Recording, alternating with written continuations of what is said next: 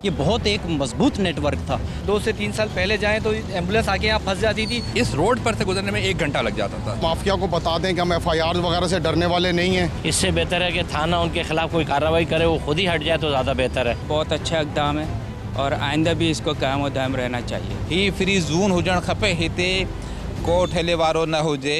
नाज़रीन, इस वक्त हम मौजूद हैं कराची की सिविल हॉस्पिटल के मेन इमरजेंसी गेट पे। यहाँ पे एनक्रोचमेंट हुआ करती थी, अब वो एनक्रोचमेंट ख़त्म कर दी गई है।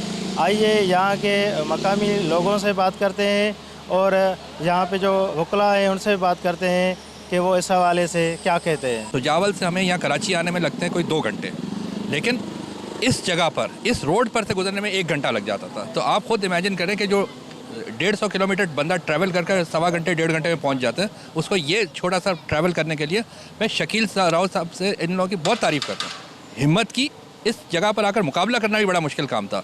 माफिया काम कर रही थी, इन्होंने लड़ाई की। ये बहुत एक मजबूत नेटवर्क था जो बड़ी मुश्किल से बहरहाल पुलिस के ताउन से, ट्रैफिक पुलिस के ताउन से जो हमने एप्लीकेशंस मूव की हैं, उस वजह से ये सब कुछ ये लोगों को सहूलत मिली है। आज आप सब खड़े हुए तो यहाँ पे कोई ट्रैफिक भी जैम नहीं है और पथारा सिस्टम भी नहीं है, कोई इंक्रोचमेंट भी नहीं है। लेकिन अब बदकिस्मती ये है कि इनके ख़िलाफ़ कोई आता नहीं है। उसकी रीज़न ये है कि ये ताकतवर लोग हैं, इनके आगे लिंक हैं, इनको सपोर्ट करने वाली है जो मुख्तलिफ इदारों के अंदर भत्ता माफिया है, बीटर हैं। साल खन पहिरें मां हिते आयो हुअसि ऐं जॾहिं मां उहो हालत ॾिठी त हितां गाॾी त छा पर स्कूटर वारे खे वञण में बि सिविल अस्पताल ते पहुचण में 1/2 कलाकु लॻंदो।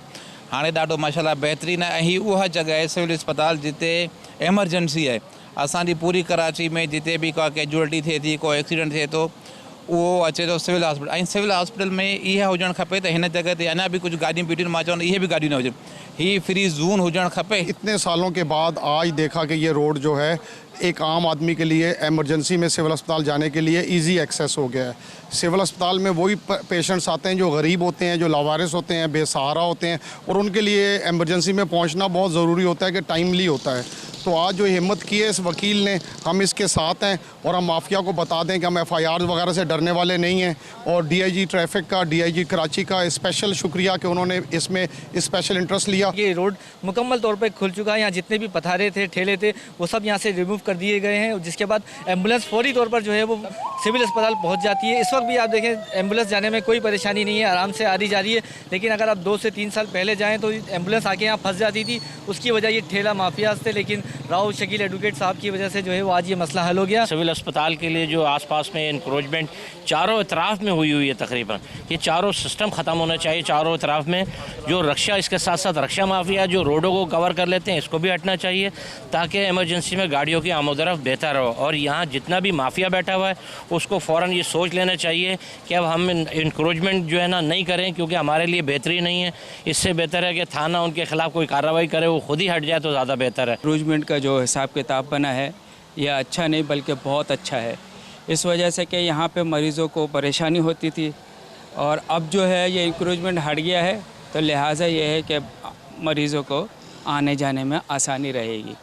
और जब जिस किसी ने भी किया है बहुत अच्छा इक़दाम है और आइंदा भी इसको कायम और दायम रहना चाहिए। कैमरामैन अली असगर के साथ अल्ताफ़ चन्ना, अवामी आवाज़, कराची।